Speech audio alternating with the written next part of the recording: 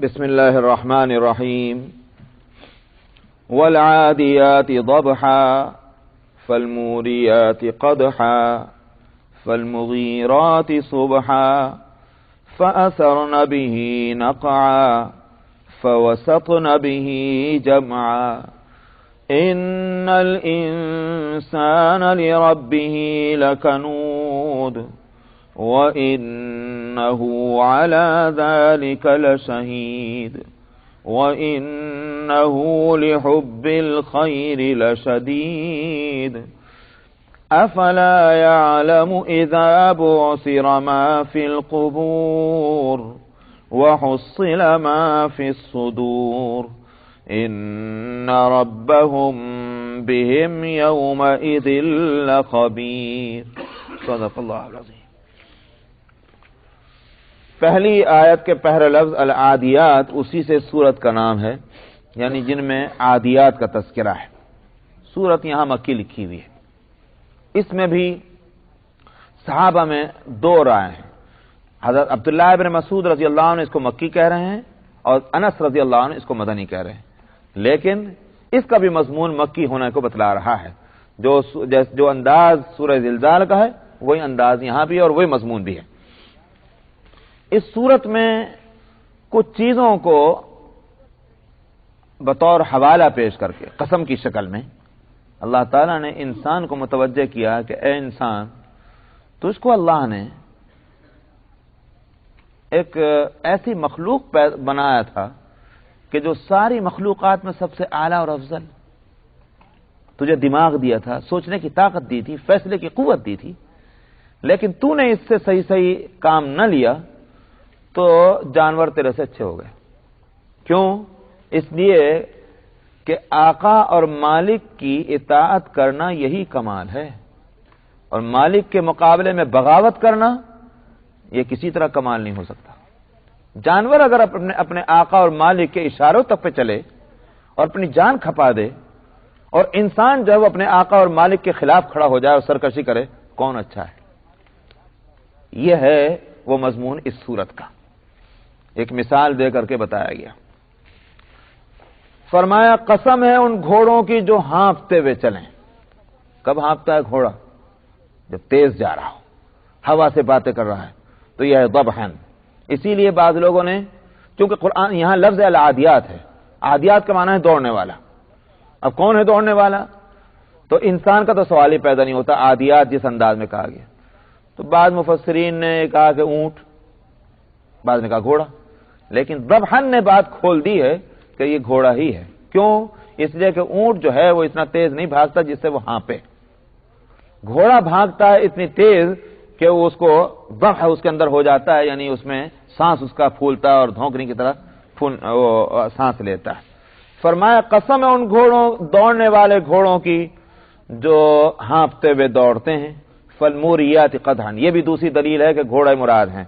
اور فرمایا جو چنگاریاں جھاڑتے ہیں، جب ٹاپیں مارتے ہیں چنگاریاں جھاڑ کر، تو گھوڑے کی ٹاپیں جب کسی سخت زمین پہ پڑتی ہیں تو اس میں سے چنگاریاں نکلتی ہیں۔ پتھر پر پڑیں، پتھر کی چٹانوں پر پڑیں تو بڑی تیز رفتاری کے ساتھ جا رہے ہیں اور جہاں تک کہ چنگاریاں ان کے پیروں سے نکل رہی۔ فالمغیرات صبحا، اور صبح تڑکے غارت گری کرتے ہیں۔ یہ ساری چیزیں جو ہیں اہل عرب خوب جانتے تھے۔ اہل عرب جو ہیں ان کا یہ تھا کہ اگر ڈاکہ ڈالنا ہے، لوٹ مار کرنی ہے اور اسی طرح سے جنگ کرنی ہے، تو یہ تھا کہ رات کو اپنی پوری تیاری کر لی اور اس طرح کے اپنے گھوڑوں پر بیٹھے اور دنا دن وہاں پہنچ گئے کہ جہاں ان کو وہ حملہ کرنا ہے، اور انتظار میں رہے کہ کب اب صبح کی پو پھٹتی ہے، اور اس وقت اچانک ان پر جا کر کے اپنا دھاوا بول دیں گے تو اس میں یہ ہوگا کہ ہلکی ہلکی روشنی ہوگی، وہ نظر آئیں گے، لیکن پہلے سے نہیں نظر آئیں گے تاکہ وہ اپنے بچاؤ کا انتظام نہ کر لیں۔ یہ ان کا طریقہ تھا۔ قرآن نے اسی کو یہاں ایک اپنے لیے استعمال کیا، اپنے مقصد کے لیے، ان کے اس طریقے کو کہ قسم ہے دوڑنے والے گھوڑوں کی جو ہانپ کر دوڑیں اور جو ٹاپے مار کر چنگاریاں جھاڑیں اور صبح تڑکے غارت گری کریں۔ فَأَثَرْنَ بِهِ نَقْعًا، اور اس صبح تڑکے بھی دھول اٹھا دیں۔ صبح کے وقت میں شبنم جو رات کی پڑی ہوئی ہوتی ہے تو ریت دب جاتا ہے اس پر جب تک کوئی تیز رفتار نہ چل رہا ہو وہ دھول اٹھتی نہیں، لیکن اتنے تیز رفتار چلنا ہے کہ صبح تڑکے بھی دھول اٹھنے لگتی ہے۔ فَأَثَرْنَ بِهِ نَقْعًا فَوَسَطْنَ بِهِ جَمْعًا، اور بے دھڑک وہ جمگھٹوں میں گھس جاتے ہیں۔ تو گھوڑا جو ہے وہ اس کی نہیں پرواہ کرتا کہ میں یہاں جاؤں کہ نہ جاؤں، مالک جو اس کے کمر پر بیٹھا ہوا ہے وہ اپنی ٹانگوں کے اشارے سے، ہاتھ کے اشارے سے وہ کہتا ہے ادھر چل، وہ گھسے گا، وہاں تیر لگ رہا ہو چاہے بھالے لگ رہے ہوں، گھوڑا گھسے گا۔ فَوَسَطْنَ بِهِ جَمْعًا، وہ جمگھٹوں میں گھستا ہے۔ إِنَّ الْإِنسَانَ لِرَبِّهِ لَكَنُودٌ، یہ ساری قسمیں کھا کر جو دعویٰ کیا گیا وہ یہ کہ بلا شبہ انسان اپنے رب کا بڑا ناشکر ہے۔ بتانا کیا ہے؟ وہ گھوڑا اپنی جان کو جوکھوں میں ڈال رہا ہے، کیوں؟ اس لیے کہ اس کے پیٹھ پر جو بیٹھا ہے وہ اس کو پانی پلاتا، اس کو گھاس کھلاتا، صرف اس کا بدلہ وہ دینے کے واسطے اپنی جان کو اس نے بے حقیقت سمجھ لیا اور اپنے آقا کو خوش کرنے کی فکر میں ہے۔ انسان کی حالت کیا ہے؟ انسان جانتا ہے کہ میرا خالق کون ہے، انسان جانتا ہے کہ میرا رازق کون ہے، اور جانتا ہے کہ میرا مالک کون ہے، مگر یہ ماتھا ہر جگہ ٹکتا ہے مگر وہاں نہیں ٹکتا کہ جس نے اس کو پیدا کیا ہے۔ تو یہ کتنا ناشکر ہے۔ اللہ کی ان نعمتوں کی، اپنے خالق اور مالک کی نعمتوں کی شکر گزاری کا اس کو احساس ہی نہیں ہوتا، خیال ہی نہیں آتا۔ فرمایا کہ یہ انسان بڑا ناشکر ہے اپنے رب کا۔ رب کا لفظ اسی لیے ہے کہ جو نعمتوں سے نواز رہا ہے، جس نے پالا پوسا بڑا ہوا، جس کی وجہ سے اس کی ناشکر گزاریاں ہیں اس کی۔ لکنود، اور یہ سپر فارم ہے جس کے معنی نہایت ہی ناشکرہ۔ وَإِنَّهُ عَلَى ذَلِكَ لَشَهِيدٌ، اور وہ اپنی ان حرکتوں پہ خود گواہ بھی ہے۔ ایسا نہیں کہ نادانستگی میں ہو رہا ہے، بلا ارادہ ہو رہا ہے، خوب جانتا ہے کہ میں کس راستے چل رہا ہوں۔ یا تو یہ وَإِنَّهُ سے مراد ہے وہ انسان جو ناشکرہ ہے، اور یا پھر وَإِنَّهُ سے مراد ہے اللہ کی ذات، یعنی اللہ ان چیزوں پر گواہ ہے۔ ایک تو یہ ہے کہ اگر ہم ناشکری کر رہے ہیں اسے پتہ ہی نہیں ہے، لیکن اللہ تو گواہ ہے، شاہد ہے، تب جو اب دیکھ رہا ہے ہر وقت ہماری اداؤں کو اور اس کی نعمتوں سے ہم فائدہ اٹھا رہے ہیں، اس صورت میں بڑی بے حیائی کی بات ہے کہ اس کی ناشکری کی جائے۔ وَإِنَّهُ لِحُبِّ الْخَيْرِ لَشَدِيدٌ، اور یہ ساری حرکتیں کیوں ہیں؟ اس واسطے کہ مال کی محبت میں غرق ہیں۔ یہ ہے وہ ساری ناشکریوں کی وجہ۔ اللہ کے حق معلوم ہے مگر حق ادا کرنے کی خیال کیوں نہیں ہوتا؟ ہر وقت جو ہے دن اور رات یہی مال مال مال مال اسی میں لگے ہوئے ہیں۔ لشدید، سخت ہے مال کی محبت میں۔ الخیر کا لفظ یہاں لائے ہیں کیونکہ قرآن شریف میں ویسے لفظی ترجمہ اس کے بھلائی کے ہیں، تو اللہ سبحانہ و تعالی نے کوئی چیز بری تو پیدا نہیں کی ہے، مال بھی پیدا کیا تو اپنی ذات سے وہ اچھی چیز ہے، مگر اب اگر ہم ہی اس کو غلط استعمال کرنے لگ جائیں تو وہ تو خیر میں سے شر نکالنے والی بات ہے۔ تو انسان کی اپنی طبیعت ہی تو ہے، شر میں سے خیر نکال لو، خیر میں سے شر نکال لو۔